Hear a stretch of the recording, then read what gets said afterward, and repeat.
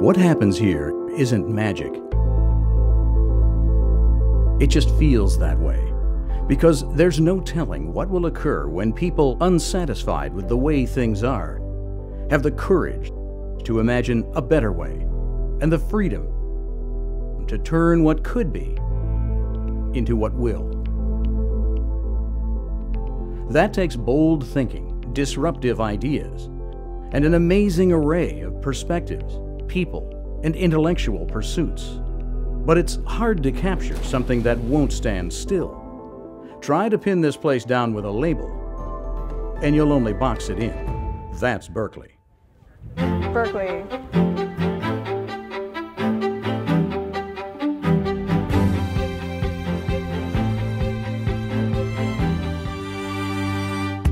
This is a place built by the people, for the people, founded and forever inspired by those who had an unstoppable drive to build a new state on the western edge. We embraced the radical idea of a public university and never looked back, forging new paths to knowledge, insight, and opportunity. Hundreds of thousands of lives changed for people who then go out and change the lives of millions more in our state, our nation, and the world. That's Berkeley.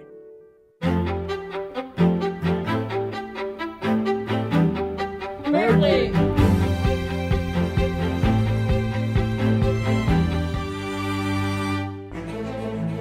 Doing what the world needs most is what drives us. A revolutionary treatment for malaria? Check. Unlocking the secrets of the universe? Been there. Preserving Mark Twain for posterity? Done that. Taking on today's biggest challenges? We're always one step ahead. And sometimes, that step is too big for words alone to describe. We express. We interpret. We reach further. We celebrate. We excel. And we are celebrated for our excellence. But we are driven not by fame, prize money, or bragging rights, but by a deep desire to solve, to innovate, to surpass, to do better, to do good. You'll find us in an urban classroom, in impoverished village in Africa, within the smallest unit of matter, across the universe. That's Berkeley. Berkeley.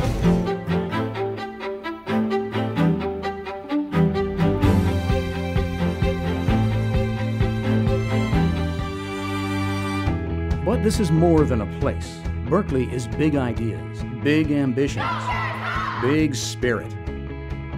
Berkeley is a long tradition of untraditional excellence. Berkeley is where conventional wisdom comes to die. Life-shaping, world-changing, future-building.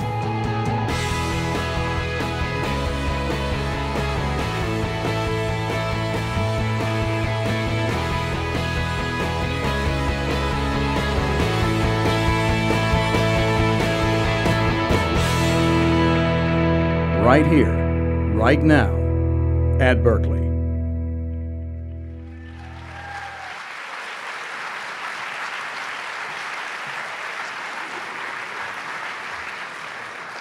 Ladies and gentlemen, good afternoon, and welcome to the University of California, Berkeley, for this historic day. I'm Jefferson Coombs, the Executive Director of Berkeley's Cal Alumni Association, and I am honored to be with you today as your MC for this historic event. On behalf of Berkeley's 474,000 alumni living around the world, and on behalf of all the classes that have graduated from Cal since 1872, I'm delighted to welcome you to today's proceedings. The inauguration of Nicholas Dirks as 10th Chancellor of the University of California, Berkeley.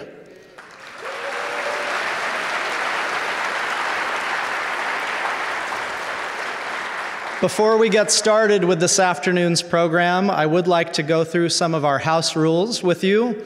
In the spirit of community, we ask that all be respectful of our fellow audience members. At this time, I would like to request that everyone please turn off your cellular mobile telephone. I would like to request that all electronic devices which emit any sound please be turned off at this time. Flash photography will be allowed during the applause sections of today's programs, but please, no flash photography during presentations by our speakers. Additionally, we would like to ask that everybody remain seated while the program continues. And finally, there will be no banners or posters to be displayed during today's ceremony.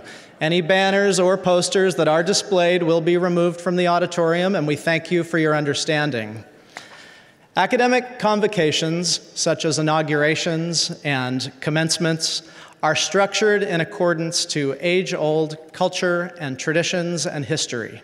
And today's procession will feature 5 separate groups that embody our culture and our history here at the University of California, Berkeley. The procession will include our alumni, staff, faculty, visiting sister delegate institutions, and the official inaugural party. In hopes of adding to your pleasure and understanding of the ceremony, I will give you a brief explanation of each procession as it enters Zellerbach Auditorium. First will be the entry of the classes. This is the procession that symbolizes the loyalty and the love that Berkeley alumni have for our alma mater. The classes will march in chronological order, each accompanied by a member of the student body serving as an honor escort, bearing the individual banner designed by that class at the time of their graduation. Leading the procession for alumni is Cynthia So Schroeder, president of the Cal Alumni Association, and Harry LeGrand, Berkeley's vice chancellor for student affairs. Ladies and gentlemen, it is my pleasure to introduce the traditional parade of classes.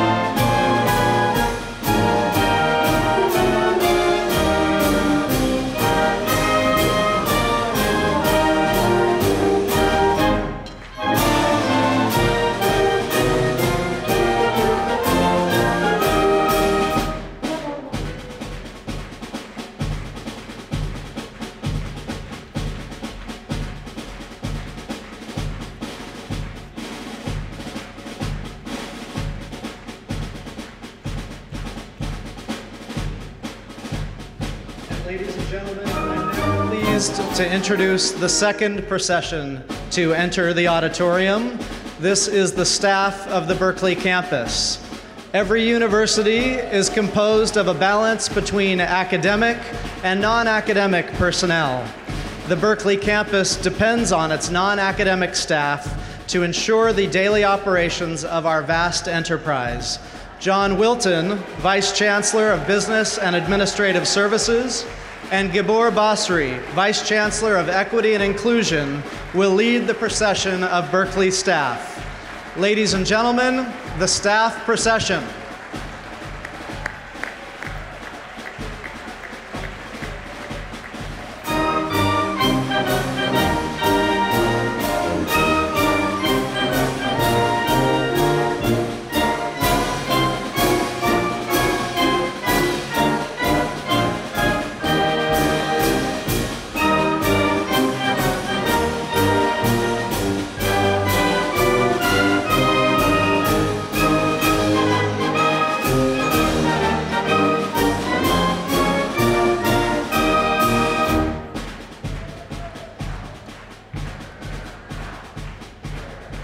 Ladies and gentlemen, our next procession is the academic procession and will be led by George Breslauer, Executive Vice Chancellor and Provost at Berkeley, and Elizabeth Deacon, Chair of the Berkeley Division of the Academic Senate. Executive Vice Chancellor and Provost Breslauer is carrying the Berkeley Mace, a symbol of authority made from the original timber of Old South Hall, originally constructed on the Berkeley campus in 1873.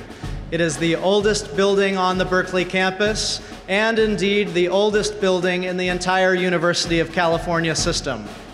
Following the marshals come representatives of the faculty and academic staff of the Berkeley campus. They will be in academic regalia. The velvet facing and velvet bars on sleeves are the insignia of the traditional doctoral gown. The hood draped behind represents both the field of study and the institution which conferred the degree. A hood with a dark blue velvet border represents philosophy, a green border represents medicine, a white border represents the letters and arts, and other colors represent other disciplines. The lining of the hood indicates the institution which conferred the degree. A University of California hood has a gold satin lining with one blue chevron. Regalia, which vary from this pattern, normally represent universities from other countries. Ladies and gentlemen, the academic procession.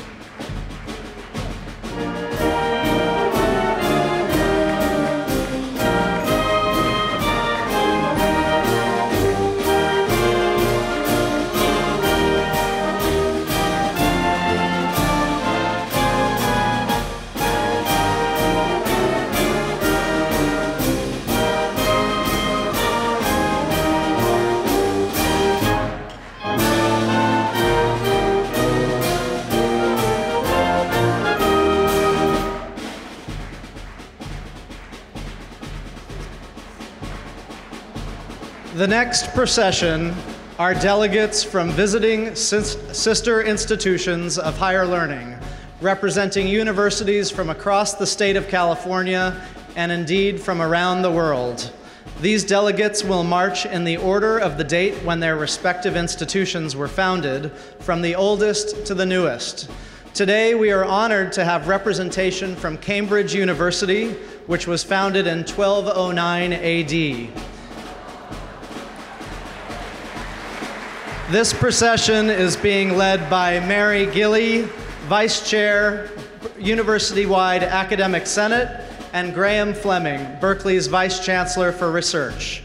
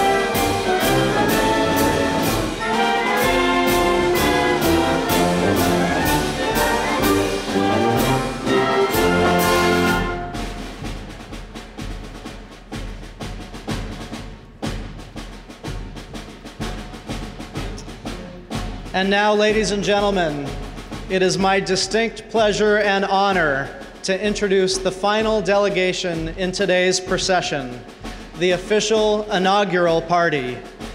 The inaugural party will be led by William Jacob, Chair of the University-wide Academic Senate at Berkeley.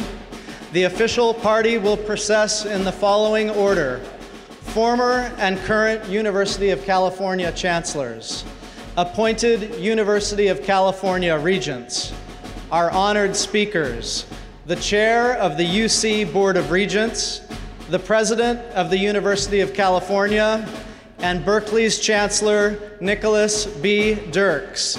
Ladies and gentlemen, the official party.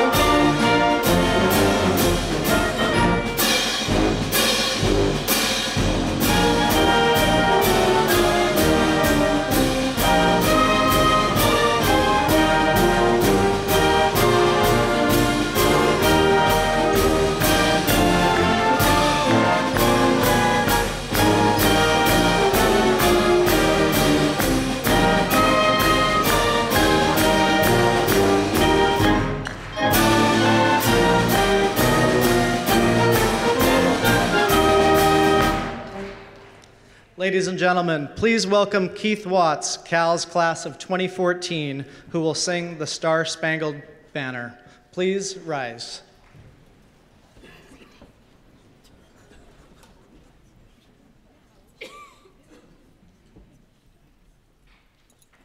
Oh, say, can you see by the dawn's early light what so proudly we hailed at the twilight's last gleaming, whose broad stripes and bright stars through the perilous fight o'er the ramparts we've watched were so gallantly streaming, and the rocket's red glare, the bombs bursting in air, gave proof through the night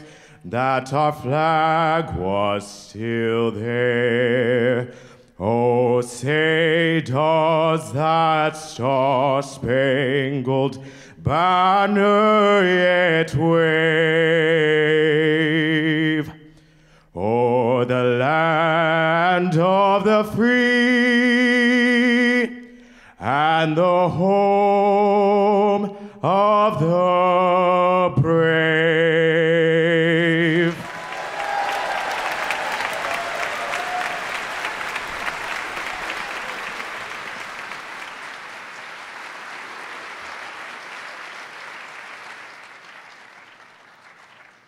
Thank you very much, Keith. That was wonderful. I am now honored and pleased to introduce the 20th President of the University of California, Janet Napolitano.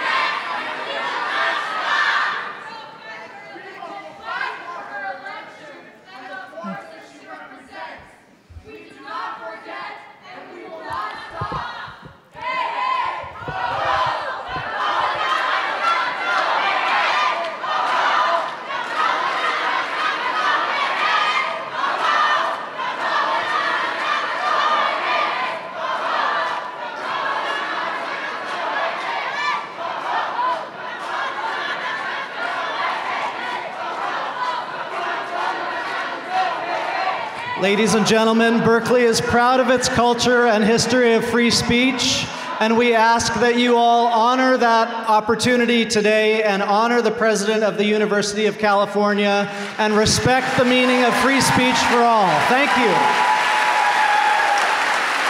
Good afternoon.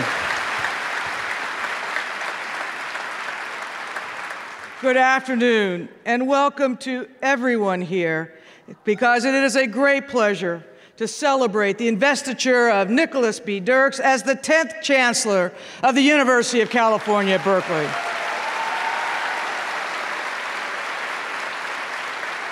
Chancellor Dirks is an eminent scholar. He's an engaging humanist, and as I have learned, he is a tenacious leader. He is the right leader for this campus at this time, and we should all give him our fullest support.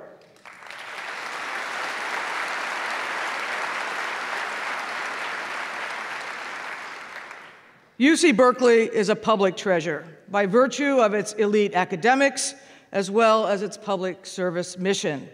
When John F. Kennedy spoke before the UC Berkeley community in 1962, he said, and I quote, "This college from its earliest beginnings, has recognized, and its graduates have recognized, that the purpose of education is not merely to advance the economic self-interest of its graduates. The people of California, as much, if not more than the people of any other state, have supported their colleges and their universities and their schools because they recognize how important it is, the maintenance of a free society, that its citizens be well educated.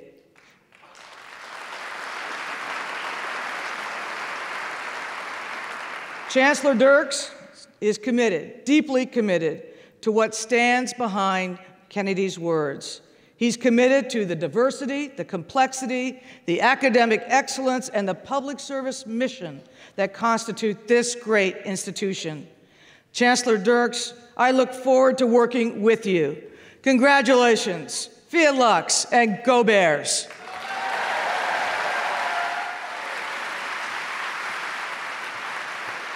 Thank you. Ladies and gentlemen, please welcome John Perez, Speaker of the California State Assembly and ex officio UC Regent.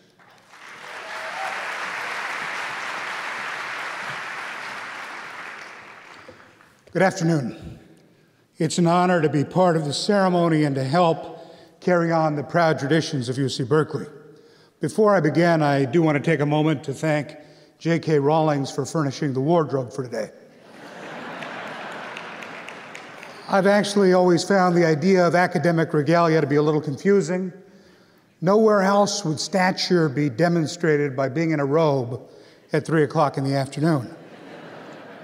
As Speaker of the Assembly and Regent of the University of California, I'm pleased to take part in the inauguration of Chancellor Nicholas Dirks. Chancellor Dirks is the 10th Chancellor of UC Berkeley since the position was created in 1952. By point of contrast, there have been 10 speakers of the Assembly in the last 20 years, which really illustrates that those with political survival skills aren't found in politics, but in academia. The ceremony we're engaged in today is part of UC Berkeley's rich, varied, and celebrated history. UC Berkeley, the home of the physicists who identified new elements, paleontologists who discovered prehistoric sites, the faculty who fought for shared governance, and students who fought for free speech. Berkeley, the home of the pioneering Center for Labor Research and Education, a vital tool for advancing just wages and working conditions for California's workers, the backbone of our economy.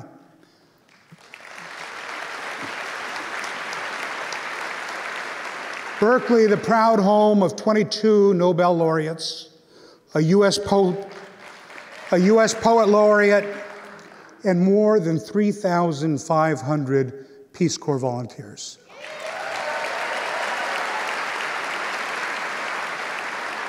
But UC Berkeley has never rested on its laurels or its laureates. Every day the research goes on, the activism continues, and the advances stack up. And every student who walks through Sather Gate has the opportunity to become another Steve Wozniak, another Earl Warren or Joan Didion. Or better yet, every student here has the opportunity to make a name for themselves by using the talent and intellect that UC Berkeley hones to make discoveries and explore pursuits we can't even begin to fathom. As Speaker and as Regent, I have a unique privilege to help fulfill the mission of this university to succeed as a public university, providing accessible, affordable, high-quality education. You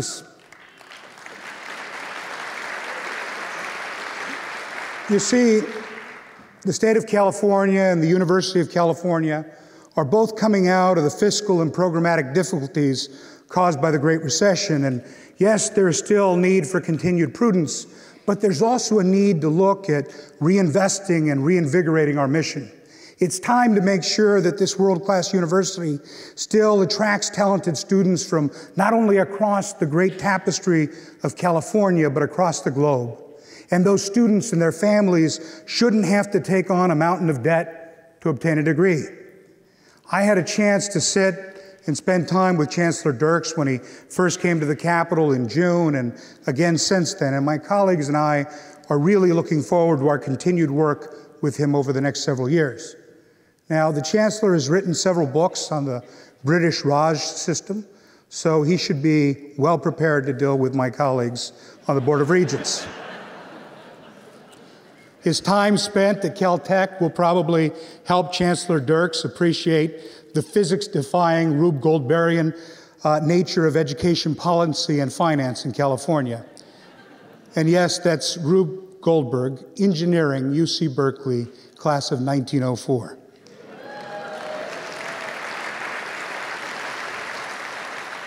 There are 10 campuses in the UC system, and they all know that Berkeley is my favorite.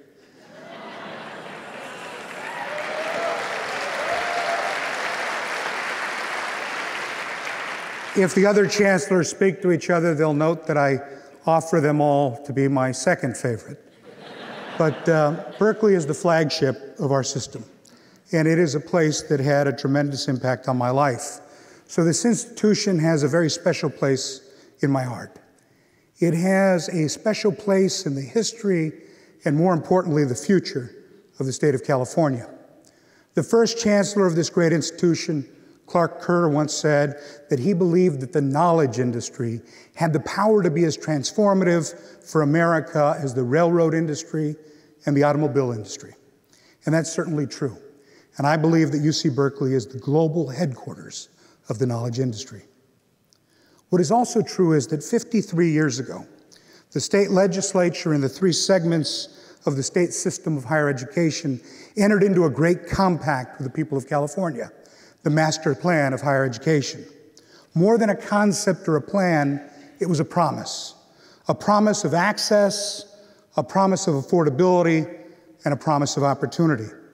With the eyes of the world always looking to Berkeley, this campus has the responsibility to constantly and consistently demonstrate the leadership that ensures this promise is kept. Chancellor Dirks, with your inauguration today, you commit yourself to the stewardship of one of the finest public institutions in the world. With your inauguration, you commit yourself to the success of every student on this campus and to the professional growth and economic security of the university's faculty and staff. With your inauguration today, you commit yourself to fight for justice for working people, and this university must set the example of respect and demonstrate to young people that hard-earned wages should always be enough to support a family. Let me be clear.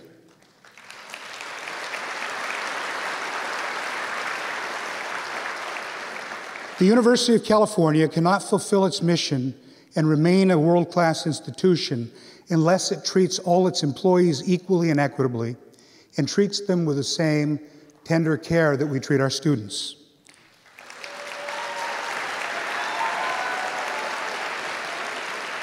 Chancellor Dirks, with your inauguration today, you commit yourself to maintaining a diverse and dynamic campus that is safe and welcoming for all. With your inauguration, you commit yourself to working tirelessly to ensure that this university will remain accessible, affordable, and academically second to none. With your inauguration, you assume the mantle of leadership to keep the promise that California made 53 years ago. The mantle of leadership to fulfill that promise is the University of California, Berkeley itself. The mantle of leadership to help ensure that the entire UC moves in the right and just direction in all its endeavors. Chancellor Dirks, please know that as long as this university remains dedicated to serving the students it was created to serve, my door and the door of all my colleagues will always remain open to your administration. So in closing, I'd like to just offer my congratulations to you, Chancellor Dirks, and to say, go Bears.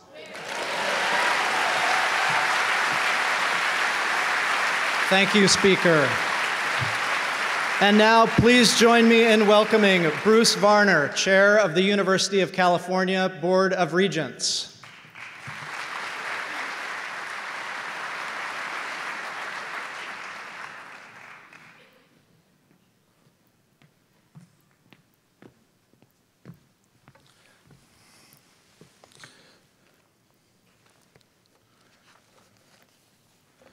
Thank you, and good afternoon. After listening to the speaker, I must comment. I'm a UC Santa Barbara graduate, and it's one of my favorite campuses, but over the years, I really come to love Berkeley, so this is one of my favorite places, so glad to be here. As chairman of the Board of Regents, it is my great honor to be here today to witness the inauguration of Nicholas B. Dirks as the 10th Chancellor of the University of California at Berkeley. And as you've heard, of course, this is a day for celebrating, for honoring traditions, and for uniting as a community to mark this new chapter in Cal's prestigious history. I think you all agree that Berkeley is indeed a university like no other. And of course, this is the University of California's flagship campus, where the California dream of creating a world-class public research university first took root. And it's just a pleasure for us to be part of this. From the very beginning, as a land-grant university, Berkeley has led the way in research, creating new knowledge in every field from the arts and humanities to technology and the sciences. And as we all know, Cal is recognized the world over for its scholarship and its innovation, second to none. I was a member of the search committee that recommended Nicholas Dirks, and we were well aware of the unique combination of qualities required for the services that UC Berkeley so richly deserves. And I'm confident we found the perfect match in Nicholas. Your new chancellor is a scholar, a forward-thinking academic, administrator, and a strong advocate for students. He understands the importance of preserving the public nature of this university, the strong traditions of free speech, tolerance, and social justice that Berkeley is famous for.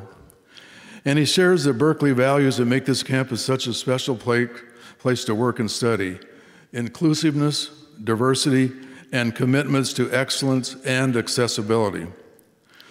On behalf of the Regents of the University of California, I want to congratulate Chancellor Dirks. You have our support and appreciation, and our absolute commitment to work with you as you lead Berkeley forward to even greater achievements.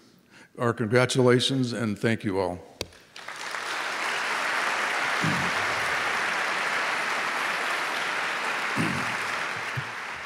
Thank you, Regent Varner.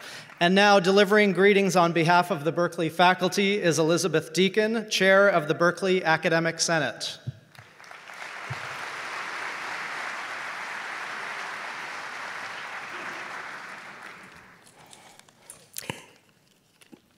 On behalf of the Berkeley Division of the Academic Senate, I congratulate Nicholas Dirks on his inauguration as the 10th Chancellor of the Berkeley campus. The faculty welcomes this accomplished scholar and administrative leader, and we are committed to working with him to secure a bright future for Berkeley. The University of California's status as a public trust and its tradition of the faculty's critical engagement in the operation and management of the university have helped to create a university of international renown. For nearly 100 years, since the 1920 agreement establishing shared governance at the University of California, Berkeley faculty have worked together with the administration to create a university of exceptional distinction, one that is a major asset to the state of California. The ongoing exchange of ideas between faculty and administration has been a source of creativity and innovation at Berkeley. We look forward to working with Nick Dirks to preserve this tradition of shared governance, to strengthen Berkeley's high standards of excellence in teaching, research, and public service, and to maintain and enhance our campus's hard-earned and well-deserved reputation as the greatest public university in the U.S. and perhaps the world. Thank you.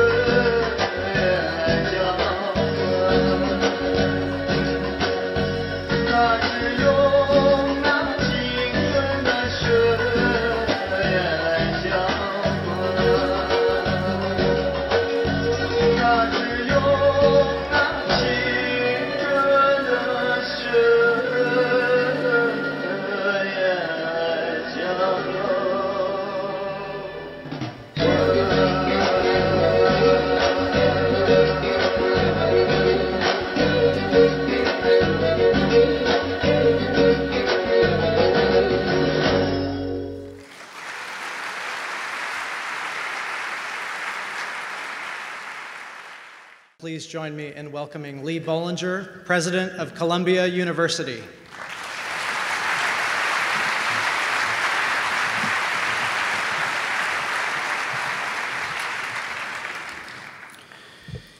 I am deeply honored to be invited to speak today on this historic occasion at the inauguration of your new chancellor, who also happens to be my colleague and friend, Nicholas B. Dirks.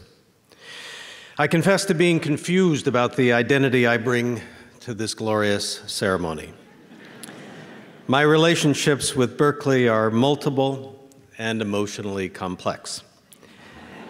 I was born and raised close by, so Berkeley has always seemed like my home institution.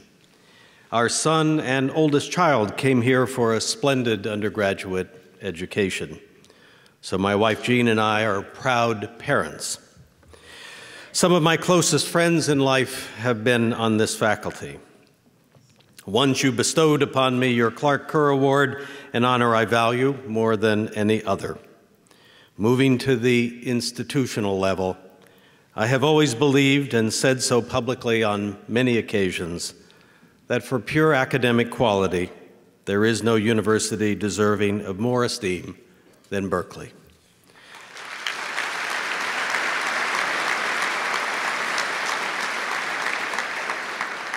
As a longtime faculty member and then president of the University of Michigan, I believe deeply in the virtues of our great public institutions and of the nation's unique and mutually beneficial dual system of public and private universities. And for many reasons, going deep into intellectual character and activism, there is a special kinship between Berkeley and Columbia University, my wonderful and last academic home. As I stand here this afternoon, therefore, I feel many parts of me vying for attention.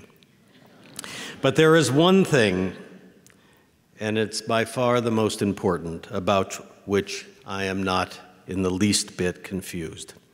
And that is the rightness of Nick Dirks to lead this illustrious university at this time.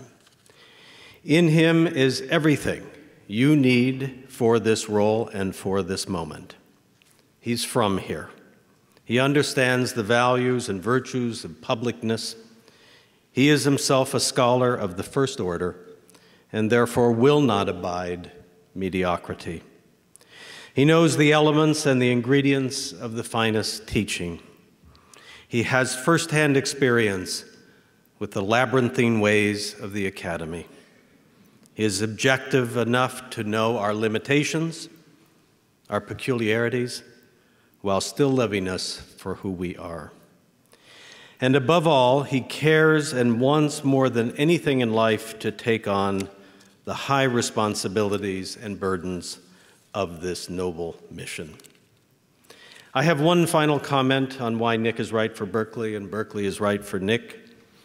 I believe, and I think Nick believes, that we are in an era when the greatest challenge we have, and it's the best of all challenges to have, is to figure out what knowledge we should be seeking, what ideas we should be pursuing, what questions we should be answering, and how we should organize ourselves in that quest, and what alignment we should have with the broader world. This is not a time for maintenance and general upkeep of just keeping things in order. It is a time for focusing on the fundamentals of academic work. This is for many reasons. The world around us is changing in extraordinary ways. The rise of a global economic system, the introduction of the first ever truly global communication technology, and the inexorable emergence of perplexing global issues requiring new understandings, new institutions of governance, and participants who do not see everything as a zero-sum game. There are new and extremely promising areas of science and engineering, the mind, brain, vast data, and many others. And there most certainly is the need to nurture disciplines and fields that in the end always teach us the most about what we really care about the most in life, namely the humanities and the arts. Nick Dirks knows all these things.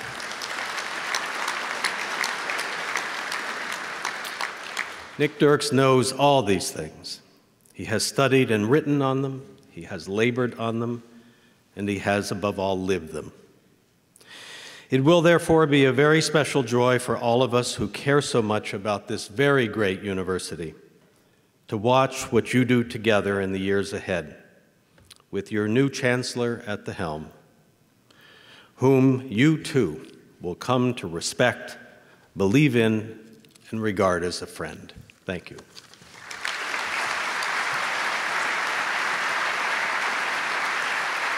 Thank you very much, President Bollinger. And now, delivering greetings from the staff is Sarah Thacker, Director and Ombudsperson.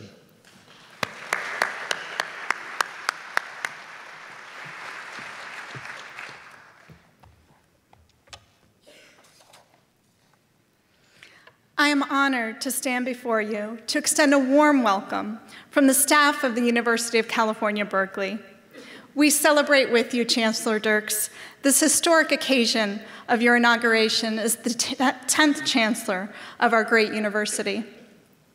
In speaking with Chancellor Dirks, it is clear that he recognizes that the greatness of our institution comes not just from the contributions of faculty and students, but also from staff, who he describes as the unsung heroes of our university. It is staff who keep Cal running. From the gardeners who tend to the 1,232 acres of our campus, to the electricians who keep the lights on and the generators functioning. From the grant administrators who ensure that innovative scientific research is funded, to the financial analysts who keep the bills paid. From the admissions officers who read more than 67,000 applications each year to select the finest freshman class, to the financial aid officers and student advisors who ensure that students receive the support they need. It is staff who make sure that our computers and websites function, that students are housed and fed, and that classes are scheduled and laboratories are running. And it is these contributions, as well as countless others, that support Berkeley's continued ranking as the premier public institution of higher education. Chancellor Dirks, the staff not only welcome you and your family, especially your wife, Professor Janaki Bakli, but stand ready to support you with its talents, hard work, and unwavering commitment to ensuring the continued greatness of our university. Congratulations, Chancellor Dirks, and go Bears.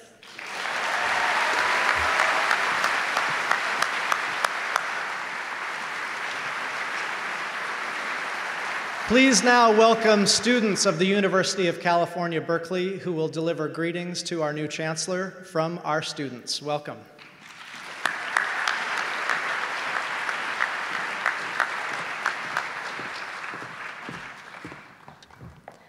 Hello, everyone. My name is DJ Pepito, and I am the ASUC student body president here.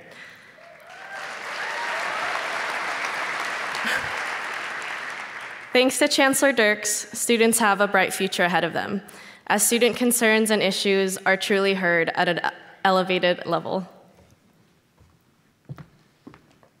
My name is Ross Crockett, and I am the chairman of the University of California Rally Committee. I would like to thank Chancellor Dirks for engaging with the students to preserve the University of California's spirit and tradition of non-traditional excellence.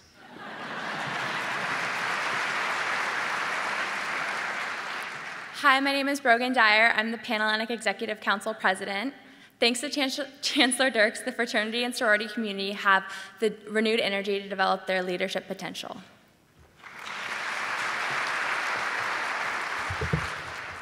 Good afternoon. I'm Bahar Nawab, Vice President for the Graduate Assembly, Berkeley's graduate student government.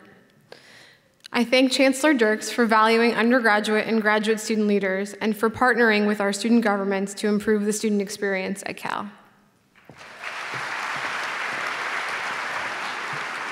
Hi, everyone. My name is Brandon Hagee. I'm in the Haas School of Business. I'm a senior and a member of the men's golf team. I just want to say it's an unbelievable honor to be here today, just hearing everyone speak. Thanks to Chancellor Dirks, Cal will continue to foster the combination of elite academic achievement alongside superior athletic performance.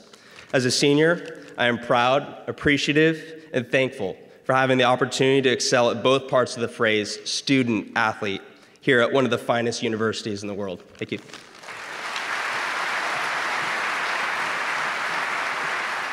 Our exceptional Berkeley students.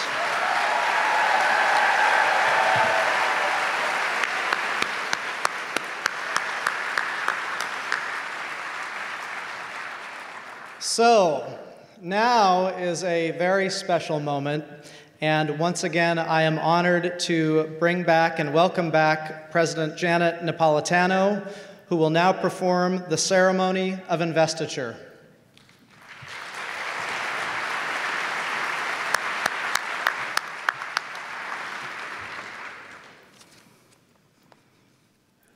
At this time, I would like to invite Chancellor Dirks to the stage for the formal ceremony of investiture. He will be accompanied by Chancellor Emeritus Robert Birgeneau of Berkeley and President Lee Bollinger of Columbia University.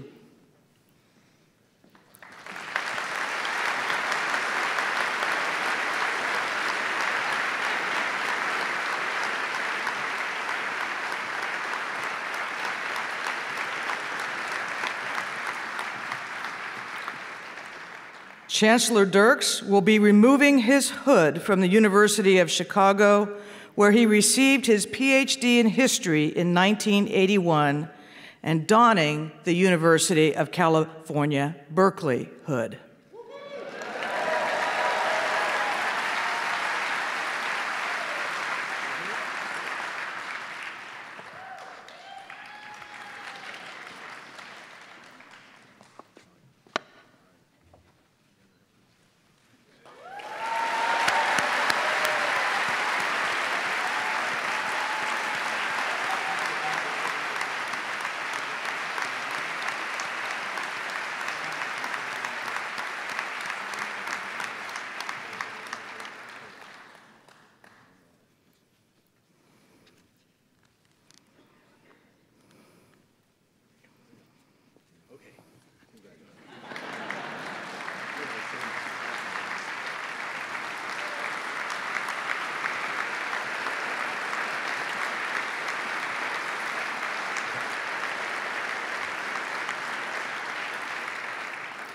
In a moment, I will also present Chancellor Dirks with the Chancellor's Medal.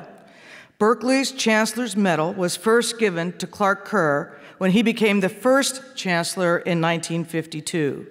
The medal is passed from Chancellor to Chancellor and inscribed with their years of service. And now, are you ready? Please let me quote from the Standing Order of the Regents. The Chancellor of each campus shall be the executive head of all activities on the campus. The Chancellor shall be responsible for its organization and operation, and the Chancellor's decisions made in accordance with the policies established by the board or the president of the university shall be final. So be it known that I, Janet Napolitano, President of the University of California, on this 8th day of November 2013, acting for the Regents of the University of California, and on behalf of the faculty, staff, and students, do hereby install Nicholas B. Dirks as the Chancellor of the University of California, Berkeley, and vest in him all the authority and rights appertaining thereto. Chancellor Dirks, as tangible evidence of your office, I will now present you with the Chancellor's Medal.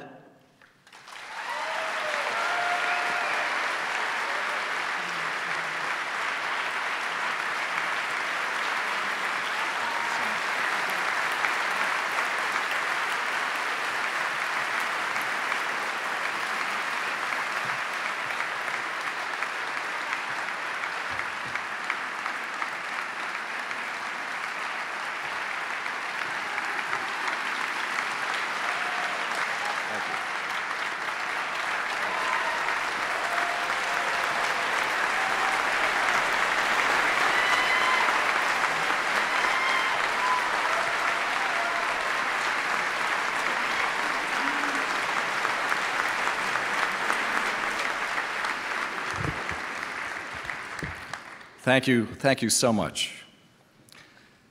On November 8th, 2012, then President Mark Yudof announced my selection as the 10th Chancellor of the University of California at Berkeley. Today, exactly 1 year later, I take on the mantle of Chancellor in the traditional ceremony of investiture. I thank the President, the members of the Search Committee, and the Regents of the University of California for their confidence in me. It is now my great privilege and honor to accept this high responsibility and to pledge my service to one of the greatest institutions of higher education and the finest public research university in the world today.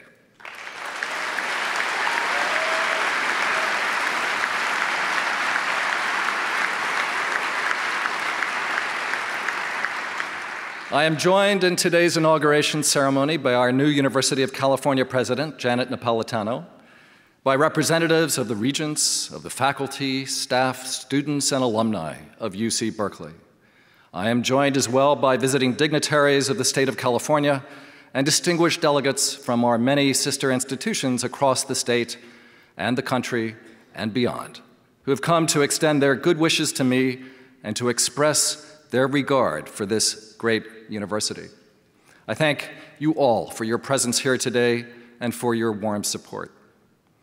I've been sustained in my life journey by love and support of family. I'm especially proud and grateful to share this special day with my colleague and my wife, Janaki Bakle, who moved with me here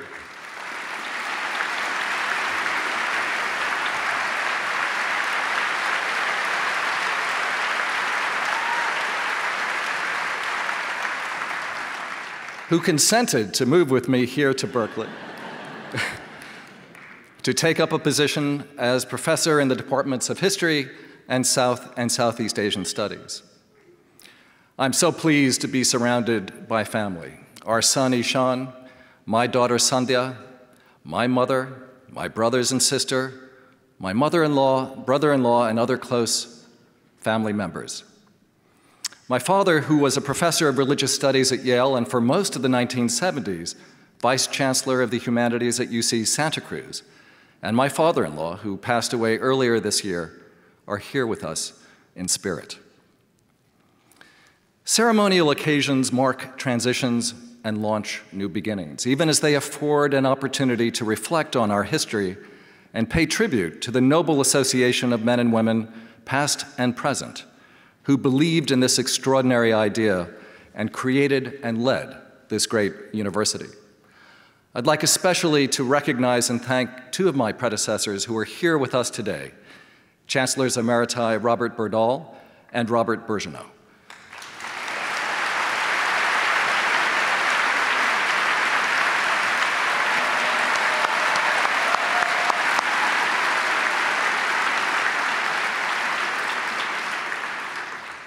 They did so much to sustain the reality of access and excellence at Berkeley over the past 15 years during very hard times indeed. Now, although I've made my journey here to Berkeley late in life, after a career spent in institutions across the country and scholarship around the world, I have never felt more at home. In the goals I propose for my time here, I'll seek to connect the many strands of my own upbringing, experience, and belief to the deepest and most resolute commitments of this great institution. I grew up in a household where universities were never far away, and yet with the keen awareness that for my father, the university was always a strange and wondrous thing. He had grown up on a farm in Iowa and only learned English in a one-room schoolhouse in the prairie. He went to college because his damaged heart could not sustain the physical labor of the farm, and only went on from a local college to Columbia for his PhD because of the accidental awakening of his intellect in Dubuque, Iowa.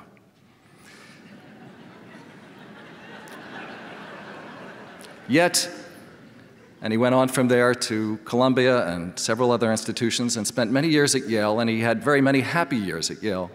But he found his highest institutional calling at one of the other campuses of the University of California. Now, he had previously taken me and my family to India when I was just 12, in another journey that changed my life, opening up my early sense of the vastness and difference of the world, creating an intellectual, cultural, and, yes, personal counterpoint for my life ever since. When I was young, he took me to the Yale Library to do research on term papers, but he also took me to the Yale Chapel to hear William Sloane Coffin recount the travails and struggles of Selma, Alabama, or preach about Martin Luther King's strategy of civil disobedience. I was fortunate later to have an extraordinary undergraduate education at Wesleyan University, where I took advantage of a deep institutional commitment to the liberal arts and interdisciplinary studies, while also receiving support to return to India while an undergraduate to do advanced research. Later, as a graduate student in Chicago, I continued to study across a wide range of disciplines while engaging India much more profoundly, emerging as unsure of my own true discipline, as I was certain that I wanted to create similar interdisciplinary opportunities for other students. I went on from Chicago to Caltech, then to the University of Michigan, and then Columbia, all institutions that have expanded my own intellectual horizons far more than I did theirs, all the while cementing my belief in the paramount importance of the university for our society as well as for ourselves. I stand before you now as Chancellor of the University of California at Berkeley with great humility, but also with confident conviction that we combine the best of those institutions while affording even greater access to a more diverse group of students, faculty, and staff, and providing even more in the way of a commitment to a public mission than any other university in the world.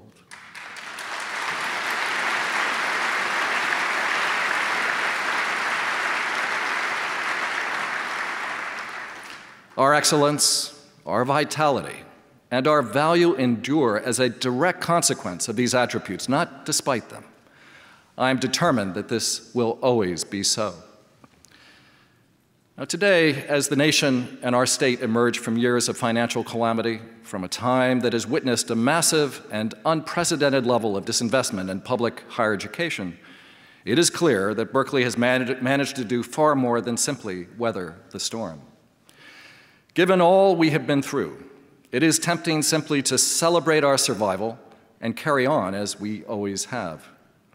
Yet, as I've heard in countless conversations over the past months with members of our community, students, faculty, staff, and alumni, there is a palpable commitment to doing more, not just to follow our time-honored predispositions to challenge the status quo, reject conventional thinking, but to build on our past by reimagining the future.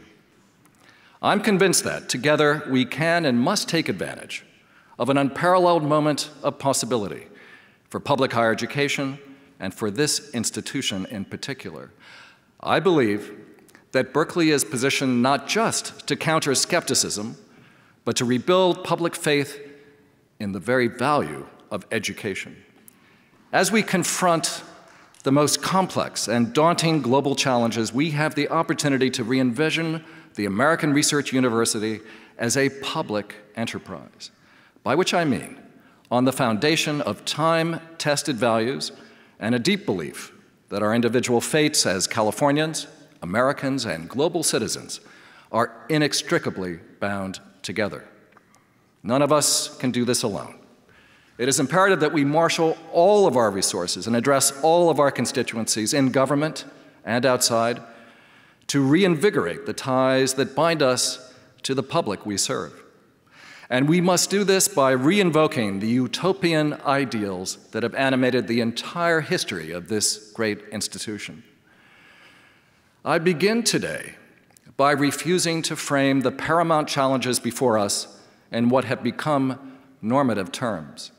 I resist the stark divide between teaching and research, between general and professional education, between basic and applied research, between the arts and the sciences, between private interest and public good, between our local obligations and our global ambitions, between disciplinary specialization and multidisciplinary collaboration, between our commitment to diversity and to intellectual excellence, between the goals of a college and the aspirations of a university.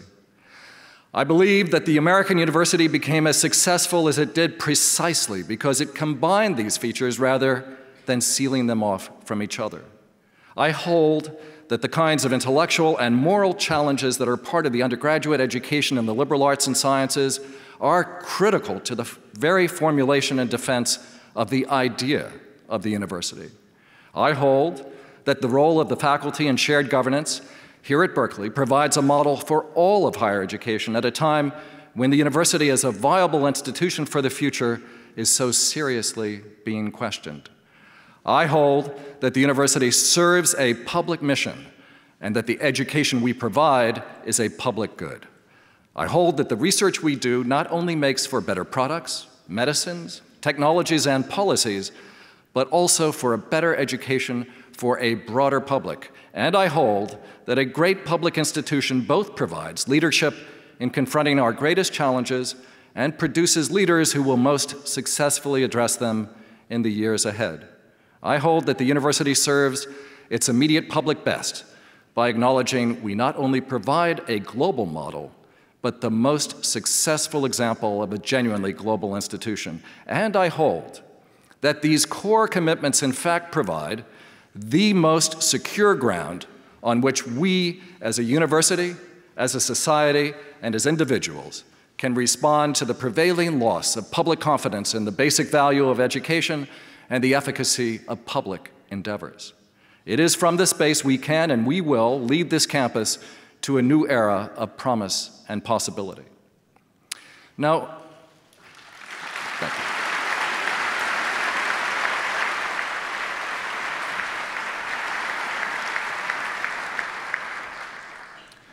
In order to re-envision the future for a great public research university, I believe that we must expand and revise our understanding of each of Berkeley's primary mission elements: teaching, research, and public service.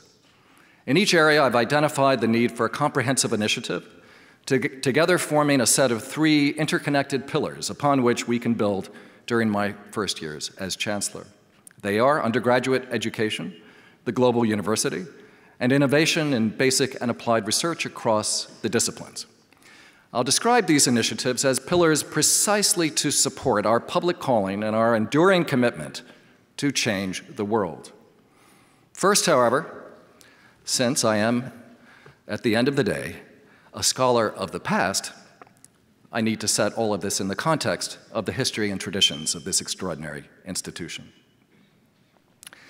I follow a long line of leaders who never lost faith in the bold vision that created the University of California 145 years ago. It was to be a complete university, combining the dream of a New England college transplanted in the West with the idea that this new Western university had to be oriented towards practical pursuits and science, as well as moral education. The new university's first inaugural address was given by Daniel Coit Gilman in 1872, who reaffirmed Abraham Lincoln's sentiments in tribute to the Morrill Act to say, "It is of the people and for the people." He went on to say, not in any low or unworthy sense, but in the highest and noblest relations to their intellectual and moral well-being. The rich traditions of the East were blended with the expansive vigor and true grit of the West, as Yale blue was joined to California gold. The university became an exceptional center of learning, quickly recognized for its academic excellence as a peer of the great universities of the East. From 1870, only 2 years after the opening of our doors, women were included in the student body, as were an increasing number of students from foreign lands.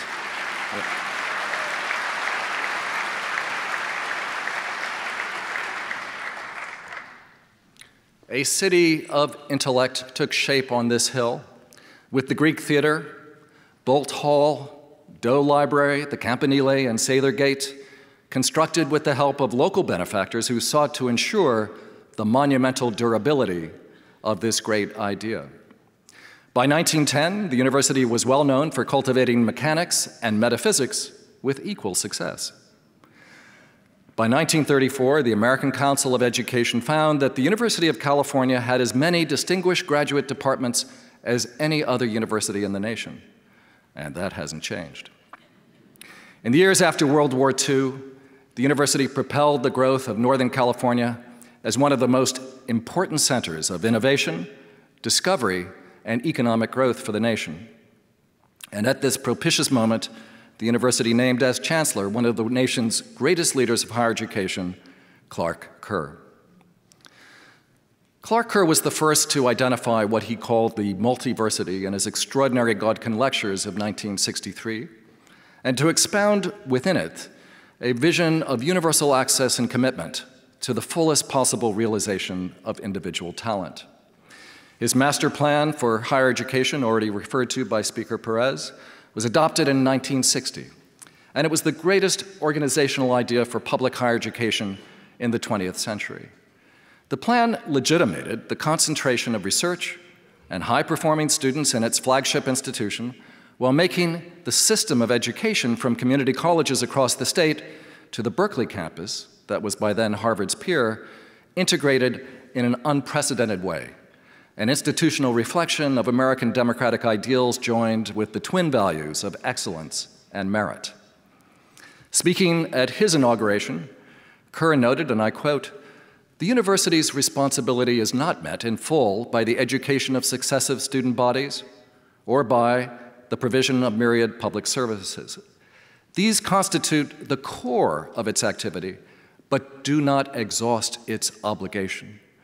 The university plays its highest role and meets its most profound obligation by its contributions to the moral and intellectual life." 6 years later, as president of the system and on the threshold of great expansion and rapid growth, he reaffirmed that as the university prepared for a future that, in his words, could create a golden age for mankind, it was of paramount importance that an intellectual and moral vision guide the great values that knowledge should be made to serve.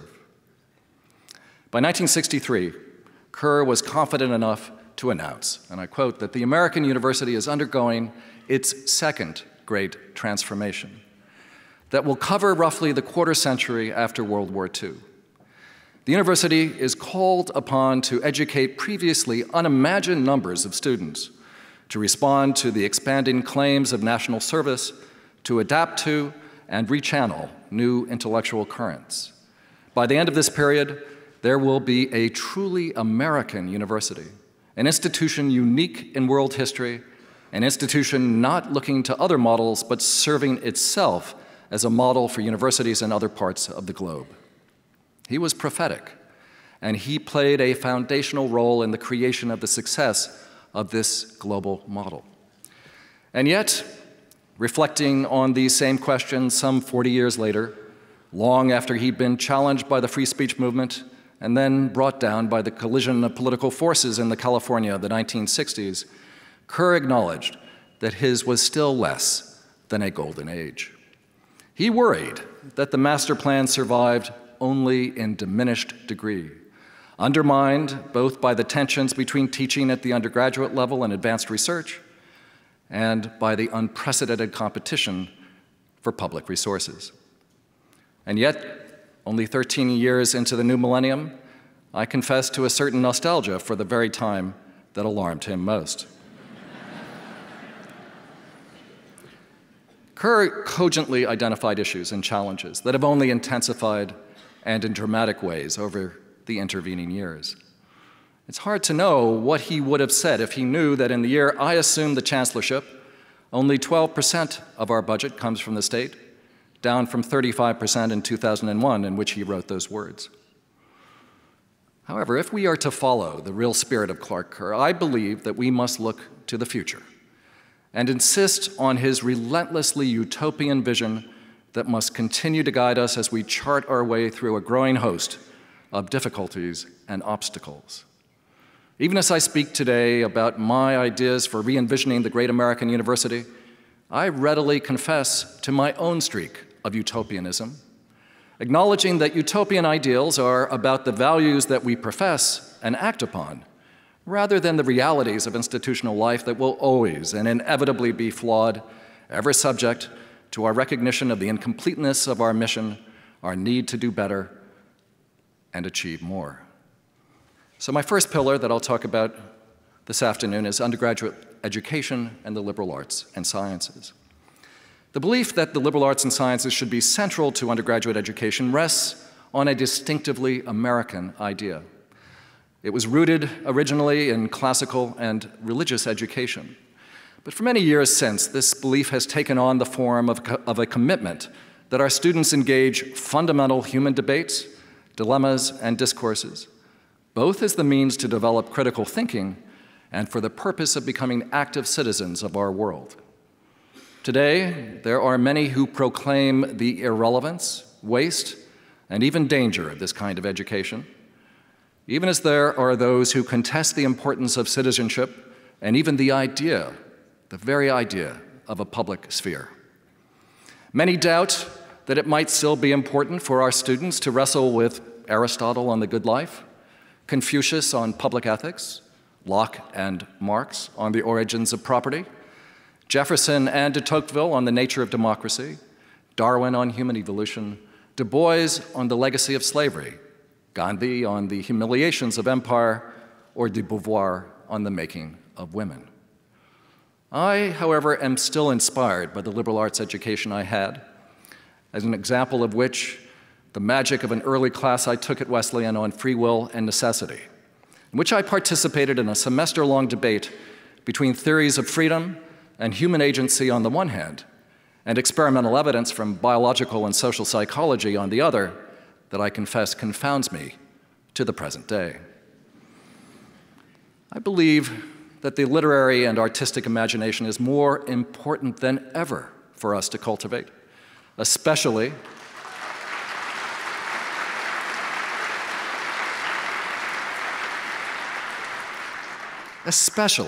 given our growing reliance on science and technology, not just to design our relationship to the lived environment, but also to reshape and redefine our relationships with the economy, with society, and indeed even with our physical bodies.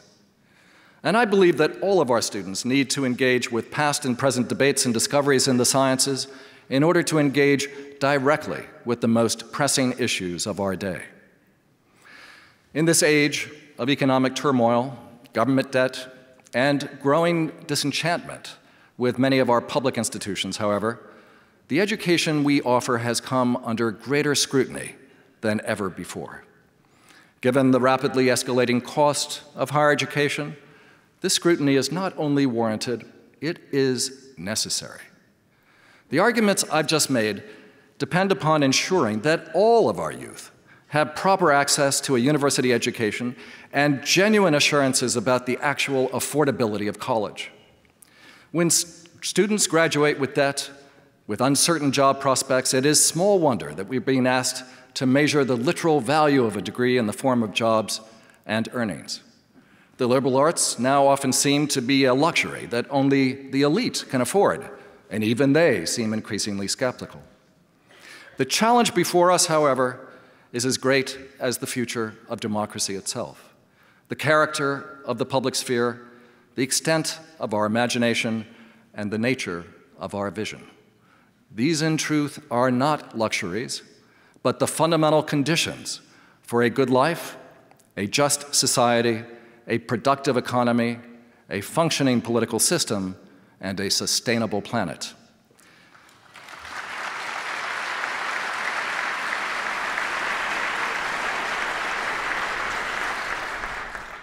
We will not be able to generate sufficient resources to preserve our university, to secure more funding from the state, and greater support from our alumni and our donors, and let me be clear, we need to do both, if we do not find ways to defend the importance of both our public and our intellectual mission.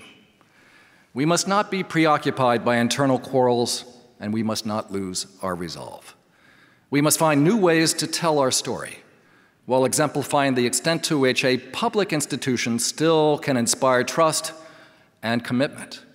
And in my view, we must place undergraduate education at the center of our research, university, and aspirations.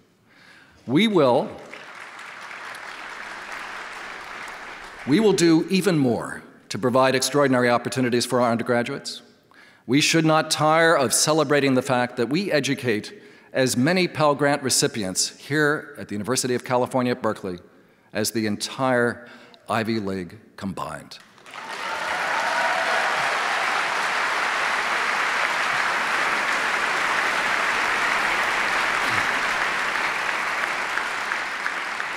And yet, we have to support and expand this diversity through more financial aid, better advising, more capacious student services. We must also pay constant and comprehensive attention to our undergraduate curriculum, the centerpiece of the liberal education we offer that is one of the most important charges of the faculty and the university. We need to find ways to connect students more vitally, not just to the intellectual opportunities on the campus, but to the faculty, to the graduate students who serve as mentors as well as teachers, and to their community. We must build on the enormous success of our freshman and sophomore seminars, our big ideas courses, innovative new initiatives such as the Berkeley Connect program, our extraordinary majors, the SMART program that involves graduate students in teaching and learning. We need to ensure that all of our students have opportunities to connect to research work in laboratories as well as libraries, in projects ranging across the full spectrum of research programs, including moving out into our local communities, engaging them not just to do research, but to do community service. And we must ensure that we afford our students opportunities to research and study abroad, just as I did many years ago. The second pillar I'll talk about is the global university. UC Berkeley, for years, has been global in its interests, its connections, its teaching, and its scholarship. Its first endowed chair, gifted in 1872 by Edward Tompkins, was the Agassiz Professorship of Oriental Languages and Literatures. Berkeley was one of the first universities to foster research and teaching about South Asia of the sort that made possible the education I received and the scholarly life I have pursued. We have unique resources for global study, but we are also in a unique position to lead the way towards creating a new kind of global ecosystem for a more extensive engagement with the world. And this has never been more important. The level and pace of global interconnectedness has never been greater. Beyond the continuing need for global literacy, we need to educate our students in ways that prepare them to pursue careers and live lives that will inevitably reflect the growing significance and reach of globalization. Now, Berkeley, with its combination of global knowledge, its strong commitment to change the world for the better, has an unmatched ability to make a real difference on a global scale. We have an interdisciplinary philosophy that provides a potent base for engaging the most complex global issues: poverty, inequality, climate change, public health, sustainable forms of energy, the understanding of cultural and political conflicts. These challenges recognize no national borders and can only be addressed by approaches that accept no academic boundaries. While the U.S. questions both the public and private good represented by education and research at the highest levels, many others in the world, in Asia and across the globe, are seeking partnerships with U.S. universities to establish their own educational infrastructure in ways directly modeled on our success. We must neither give up what others have recognized as our signature strength, nor fail to appreciate the extraordinary opportunities of the present moment. And at Berkeley, we are well positioned for a new globally based collaboration and set of initiatives. From our joint ventures in Shanghai and Singapore to the Pakistan Initiative, our work in the Blum Center for Developing Economies, to mention just a few. But here, too, we can do more. Through the establishment of what I think of as a set of consular offices in key regions of the globe where we can connect our faculty, our students, our alumni, and our staff with new kinds of global activities, networks, projects, and undertakings. We'll have to discuss and debate a large range of issues central to our engagement with the global and the enhancement of our global footprint in the 21st century, including the challenges of different national environments for issues around academic freedom, as well as political and human rights, the need to rethink the academic and disciplinary structures that organize the university, the role of online education, the very nature of scholarly collaboration, authorship, and institutional affiliation, and our very relationship too, perhaps, to the state of California. We will address the greater good, however, on a global scale for a global public, because we can. The third pillar I'd like to talk about is innovation in basic and applied research across the disciplines. Now, Berkeley, of course, has been one of the most innovative centers for research in both the basic and the applied sciences since its early establishment. We established the first seismology station in the Western Hemisphere. We developed the flu vaccine and nuclear medicine, crystallized the virus for polio, founded the first biotech firm, assembled the world's largest telescope, found new planets, and determined, yes, Saul, that the universe is accelerating. Berkeley faculty have played major roles in the development of large collaborations in civil engineering around the construction of bridges, dams, and buildings, in physics through the work of Ernest Lawrence in developing the first cyclotron, and in fields as various as paleontology, linguistics, molecular evolution, and genomics. Our ongoing work in areas such as computing, nanoscience, energy biosciences, and big data continues this tradition of leadership and innovation that bridges theoretical and applied fields as well as multiple disciplines. And we are about to launch an ambitious new agenda for neuroscience as well. Our history of innovation is equally vested in the humanities and social sciences. For example, in the work that was done here to develop the field of new historicism, and that was first disseminated through the journal Representations, through path-breaking accomplishments in fields ranging from medical anthropology to behavioral economics, in areas spanning the performing arts and the applied social sciences. And yet, we are confronting not just the dire effects of diminished support for research from the state, but the increasing pressure on federal and even foundation budgets, especially for basic research. While we know that basic research often leads to unexpected findings for medical and technical advances, and that applied research in turn leads to new conceptual understandings, we also know that the current funding environment may ironically deter the very innovation, the kind of risk-taking and collaboration that have been so much a feature of this institution. I will find new ways to support and to encourage continued innovation across fields and areas of research, to ensure that the research environment bridges different units of the university, not just within the extraordinary range of work in the basic sciences, but from engineering to the arts, from natural resources to the information sciences, and from business to social welfare. Our graduate students are critical to this research mission, and I will work to find better support for them as well.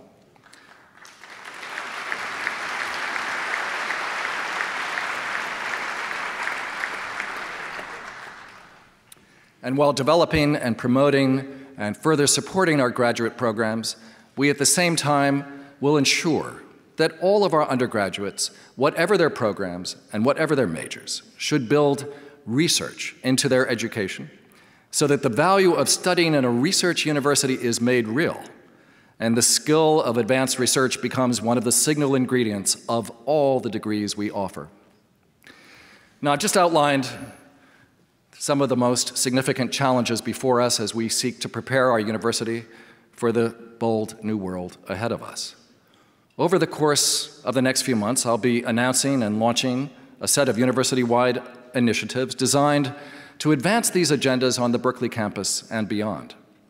I will chair a task force on undergraduate education that will focus attention on 3 areas: how we can support and expand our considerable achievements in diversity, how we can evaluate and strengthen our curriculum, and how we can find ways to connect and support student life more comprehensively. I'll be working with our extended campus community to determine the steps we can take to design a new global plan for our university. And in working with our community to promote and sponsor our innovation and research, I will pay special attention to the role and the opportunities of the new Richmond Bay campus in providing the space for new developments, new partnerships, and new opportunities. The three pillars I've just described will by no means exhaust the full range of initiatives I hope to undertake. I will, for example, be convening another university-wide committee to establish a vision for the arts at Berkeley to ensure that all of our students gain a grounded experience of the arts during their time here.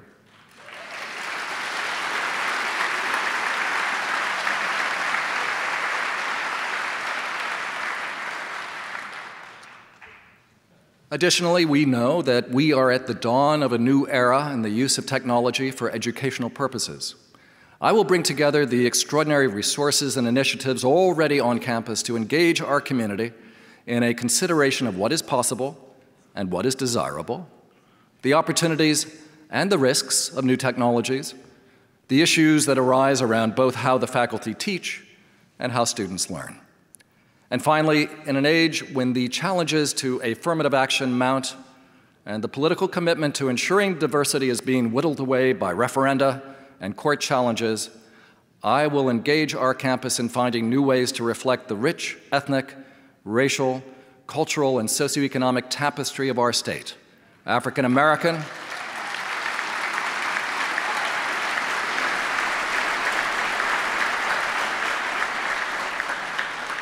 African American, Native American, Latino, documented and undocumented alike.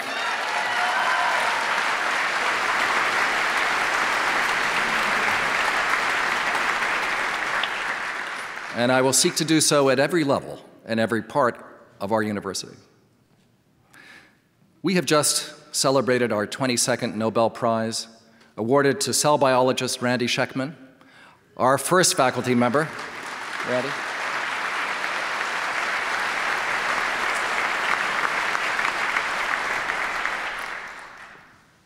Even though he's the 22nd member of our faculty to win the award, he's the first faculty member to win the prize in physiology and medicine. His work exemplifies the importance of basic research, while showing that such research can end up having life-saving applications.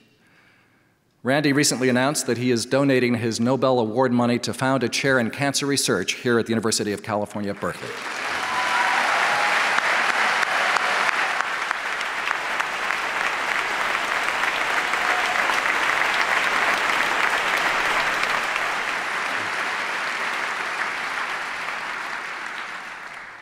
He is one of so many citizens of this extraordinary university who demonstrate over and over again the reality of their commitment to a greater good.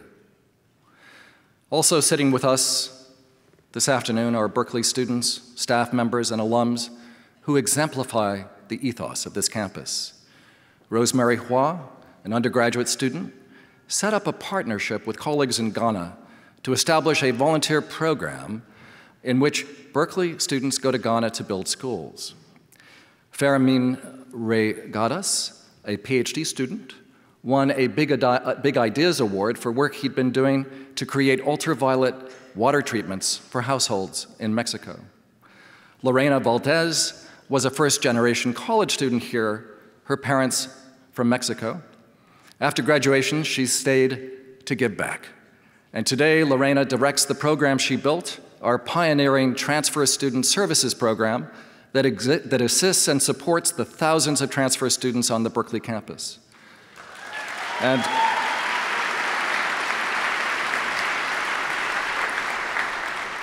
all three of these wonderful colleagues are sitting here to the right, so let us recognize them all, please. Yes.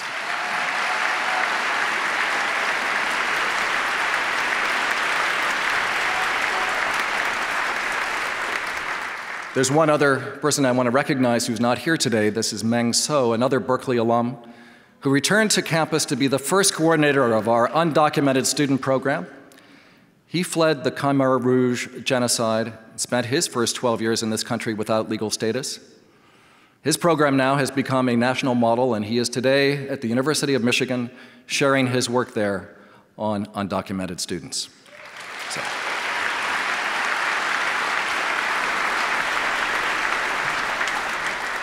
But there are countless others who have grappled with intellectual and moral challenges in Berkeley's classrooms only to leave here with a commitment to change the world. And that is why I am unreservedly enthusiastic about our future. That is why I believe that now is the time for us not just to preserve and protect Berkeley's past record of accomplishment, but also to work together to do more. The brilliant and accomplished scholars on our faculty, our exceptionally talented and committed students, our deeply loyal and hardworking staff, and our proud and distinguished alumni are a global testament to the spirit and vision of the people of California who imagine the utopian ideal of a great public university. I invite you now to join me in a collective effort to imagine new futures for this great institution. The stakes for us are as high as our aspirations: to preserve democracy, to maintain the ideal of the public good, to elevate and sustain the intellectual and moral compass that must guide our future. These are our utopian goals. Together, here, now, we are all utopians. Fiat lux. Thank you.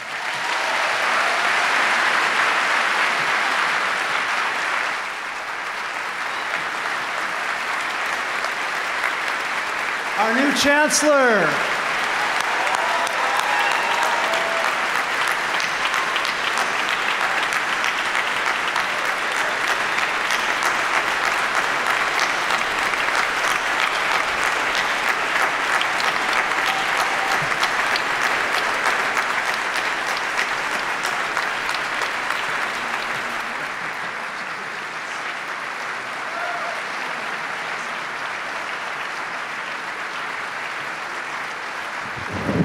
Everybody, we are now very pleased as we come to the conclusion of the program to welcome the UC Men's Octet, the California Golden Overtones, and Decadence, who will come together to sing the traditional Hail to California. Following their performance, we would like to ask all guests to please remain seated while the academic procession departs to the main lobby. Following that, you may also join us in the lobby for a post-ceremony reception. Thank you again so much, Chancellor Dirks. Congratulations, and go Bears!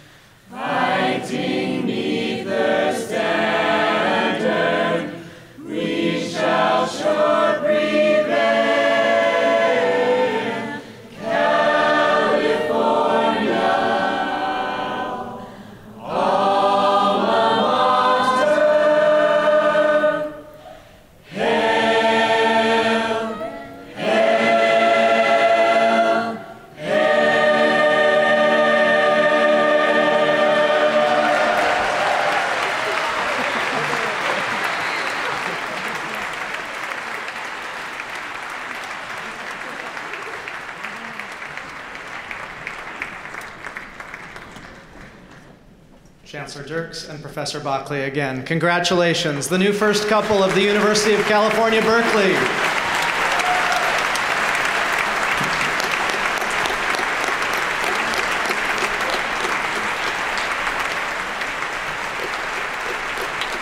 Ladies and gentlemen, this does conclude our program. Again, please allow the academic procession to the lobby first, and then please join us for a reception in the lobby. Thank you again for celebrating this historic milestone at Berkeley today. And once again, go Bears!